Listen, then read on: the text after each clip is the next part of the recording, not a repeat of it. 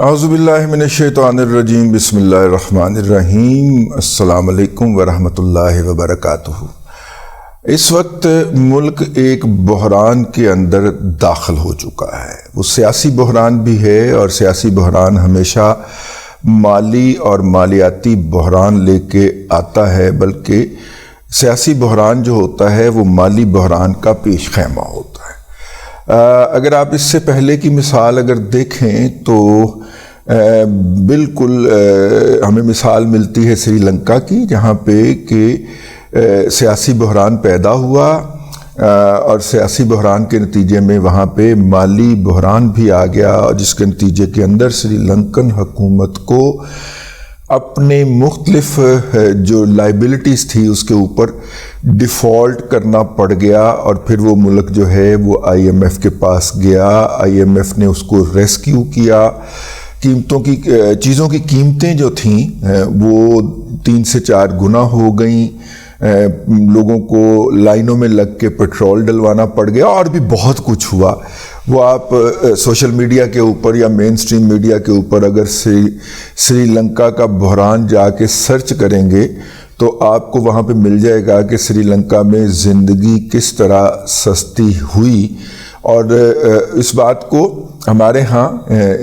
ایک انقلابی پارٹی نے بہت زیادہ ہائی لائٹ بھی کیا کہ کس طرح وزیر اعظم کے گھر میں گھس کے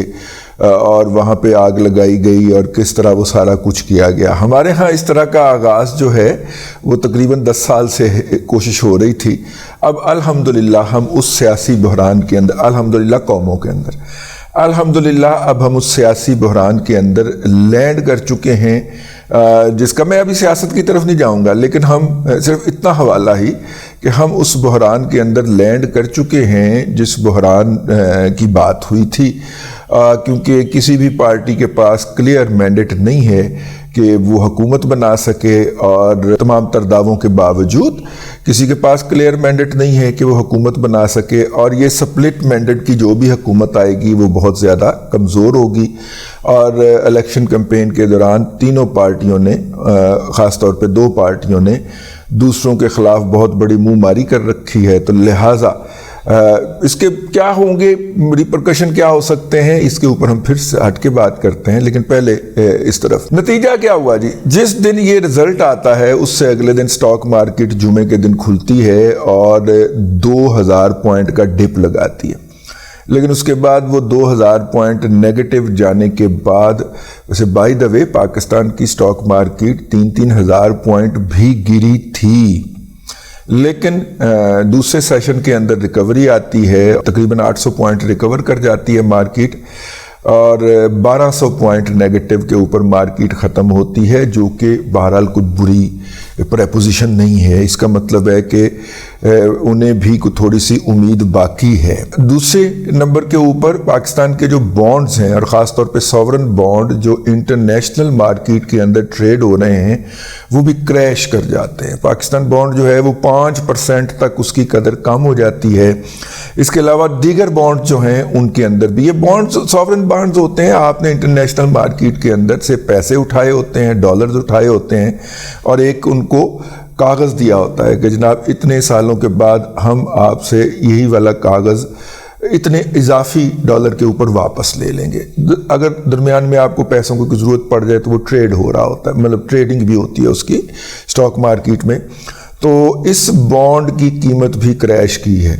یہ تمام باتیں انڈیکیٹ کرتی ہیں کہ پاکستان کے اندر ایک سیاسی بحران آیا چاہتا ہے۔ مالیاتی حوالے سے آج کا ولاگ ہے، اور اس مالیاتی حوالے سے ہم آپ کو بتا دیں کہ آئی ایم ایف کا پاکستان کو جو موجودہ پیکج ہے اس کی مدت 9 ماہ تھی، اور وہ 9 ماہ جو ہیں وہ مارچ تک ختم ہو رہے ہیں۔ اچھا، اس کے بعد کیا ہوگا؟ اس کے بعد وہ ہوگا کہ یا تو وہ پیکج جو ہے جو پہلے جناب عمران احمد خان نیازی کی حکومت نے لیا تھا، اور وہ اس پیکج کے اوپر ڈیفالٹ کر گئی تھی، نتیجے کے طور پہ آئی ایم ایف نے ہماری ٹبری ٹائٹ کر دی تھی، اور پھر وہ پیکج بحال نہیں ہو سکا کیئر ٹیکر گورنمنٹ سے، تو وہ جاتے جاتے جو تھی وہ ایک 9 ماہ کا پیکج لے کے دے گئی تاکہ الیکشن ہو سکے۔ تو یہ پیکج مارچ میں ختم ہو جائے گا۔ تو مارچ کے بعد کیا ہوگا؟ وہ مجھے آپ کو بتانے کی ضرورت نہیں ہے۔ اب اگر ایسی حکومت آتی ہے، ہمارا ملک جو ہے وہ عالمی قوتوں کی اماج گاہ بھی تو ہے، چراگاہ بھی تو ہے، تو قیمت کیا ہوگی، اس کی اگلی قیمت کیا ہوگی؟ وہ یہ ہے کہ اگر آج کے دن چین جو ہے وہ اپنی سی پیک کے منصوبوں کی جو قرضے ہم نے دینے ہیں جو 2000 ارب روپے سے زیادہ ہے ڈالر کی شکل کے اندر، اگر اس میں سے کچھ بھی ہم ان سے 2000 ارب تو بہت کاٹ ہے، 14 ارب ڈالر ہے، ہاں، تو میرا خیال ہے یہ تو 3000 ارب روپے بلکہ 4000 ارب روپے تک معاملہ پہنچ جاتا ہے۔ وہ جو قسطیں ہم نے ادا کرنی ہیں، اگر ان 7 میں سے کوئی ایک قسط بھی ڈیمانڈ کر لیتا ہے، ڈیمانڈ نہیں کی ابھی تک اس نے،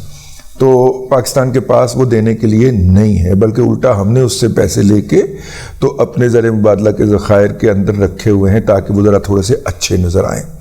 تو پاکستان کو آئی ایم ایف کے ساتھ ڈیل میں جانا ہے مارچ کے سے پہلے اور مارچ کے اندر آپ کہہ لیں، تو اس کے نتیجے کے اندر جو ہے وہ آئی ایم ایف جو نے ہمیں جو مور لگانی ہے، اس کے نتیجے میں ہمیں عالمی بینکوں سے بھی قرضوں کا اجرا شروع ہونا ہے، اور جو ہمارے دوست ممالک نے ہمیں مختلف مدات کے اندر وعدے کر رکھے ہیں، وعید کر رکھے ہیں کہ ہم آپ کو سیلاب زدگان کی بحالی کے لیے اتنے پیسے دیں گے اور فلاں کام کے لیے اتنے پیسے دیں گے، اس نے بھی جو ہے وہ اس کے اوپر بھی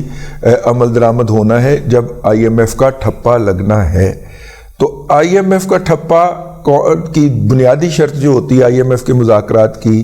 کہ بھائی جان آپ نمائندہ حکومت ہونے چاہیے، آپ کے پاس کلیئر مینڈیٹ ہونا چاہیے، جو کہ اس وقت کسی پارٹی کے پاس نہیں ہے۔ تو آپ نے اپنی بلڈ پریشر کی گولیاں کھائے رکھنی ہے ریگولر طریقے سے، میری طرح اگر آپ کا بلڈ پریشر کریش کر گیا تو پھر آپ کو بھی ولاگ کم کرنا پڑے، آپ کو بھی ولاگ دیکھنا کو کم ملیں گے، ٹھیک ہے؟ تو یہ بحران آ چکا ہے جی، لیٹس فیس اٹ، آئیے اس کا مقابلہ کریں۔ یہ پاکستان کے اندر مالیاتی بحران آ چکا ہے، افراط زر جو تھی وہ ہماری ہیڈ لائن انفراط زر جو تھی وہ 30% پہ پہنچی ہوئی تھی، اب یہ 50-60% پہ جا سکتی ہے، کیونکہ اس بحران کے اندر حکومت بنانے اور حکومت کو آگے لے کے چلنے کے حوالے سے جتنی بھی کوششیں ہو رہی ہوں گی، ان کوششوں کے اندر کبھی سینٹیمنٹ اوپر جائیں گے، کبھی جذبات نیچے آئیں گے، کبھی بلڈ پریشر اوپر جائے گا، کبھی نیچے آئے گا۔ ویسے میں سوچتا ہوں کہ جو یہ کام لوگ کر رہے ہوتے ہیں ان کا کیا حال ہوتا ہوگا، ویسے ہم باہر بیٹھے ہوئے لوگوں کا یہ حال ہوتا ہے تو ان کا کیا ہوتا ہوگا۔ تو اس کے لیے آپ نے اپنے آپ کو تیار رکھنا کہ یہ روٹین ہے، اور اس کے لیے میں نے آپ کو فارمولا بتا دیا ہوا ہے۔ مونگ پھلی ہے تے کافی تے آج کل میرا میدا گرمی ہو گئی تو تسی بھی کافی تو پرہیز کرو، کوئی ٹھنڈی چیز کر آؤ، پاویں کوئی شربت بزوری ہی کر لو، لیکن بس ریلیکس کرنا ہے۔ ٹینشن بہت ہے اگے، میں نے صرف یہ بتانا تھا مالیاتی حوالے سے بھی اور اس حوالے سے بھی۔ ہم نے بہت سارے لوگوں کو امیدیں دلائی تھی کہ نئی حکومت آئے گی تو سٹاک مارکیٹ اوپر جائے گی، لیکن نئی حکومت نہیں آ رہی، میرا مطلب ہے کہ کرائسس آ رہا ہے، اور اس کرائسس سے دیکھیے اب ہم کس طرح نکلتے ہیں۔ نئے انتخابات ہوتے ہیں قومی اسمبلی کے لیول کے اوپر، کیونکہ صوبائی اسمبلیوں کے اندر تو مینڈیٹ کلیئر ہو گیا ہے، تو کیا پھر قومی اسمبلی کے دوبارہ الیکشن کروانا پڑیں گے، یا کیا ہوگا؟ کمزور حکومت ہوگی تو پھر مارکیٹ ریکور نہیں ہونے لگی اور آپ کے اکنامک انڈیکیٹرز ٹھیک نہیں آنے لگے۔ اب تک کے لیے اتنا ہی، اگلے ولاگ کے اندر پھر حاضری ہوگی۔ اللہ تبارک و تعالیٰ آپ کو آسانیاں عطا کرے اور آسانیاں خلق خدا میں تقسیم کرنے کی توفیق عطا کرے۔